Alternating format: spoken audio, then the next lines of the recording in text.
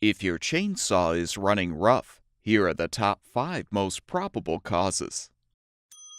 The residue that results from old fuel being left in the tank can create a restriction in the carburetor.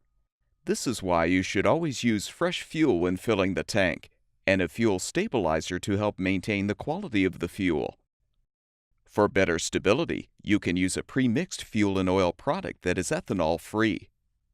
You can try cleaning the carburetor with carburetor cleaner to eliminate the clog. If cleaning is not effective, you can often purchase a carburetor repair kit to replace some of the components, or install a new carburetor altogether. Old or bad fuel can also create a clog in the fuel filter, which can cause the chainsaw to run rough. We recommend replacing the filter with a new one. A dirty air filter can cause the chainsaw to run rough as well by restricting the air coming into the carburetor. The air filter should be replaced annually or whenever it is visibly soiled. Due to carbon buildup and a weakened electrode, the spark plug will degrade over time, which could result in the chainsaw running rough. You should inspect the spark plug for damage or wear.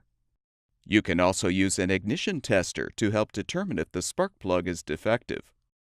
As a general guideline, we recommend replacing the spark plug once a year. The spark arrestor is a small screen that keeps sparks emitted by the engine from exiting the muffler. Over time, the arrestor can become clogged with soot, which may cause the engine to run rough. You can try cleaning the arrestor with a wire brush, but you may need to replace it with a new one. All of the parts shown in this video are available on our website. Be sure to enter the full model number of your product to find the specific replacement part that will fix your chainsaw.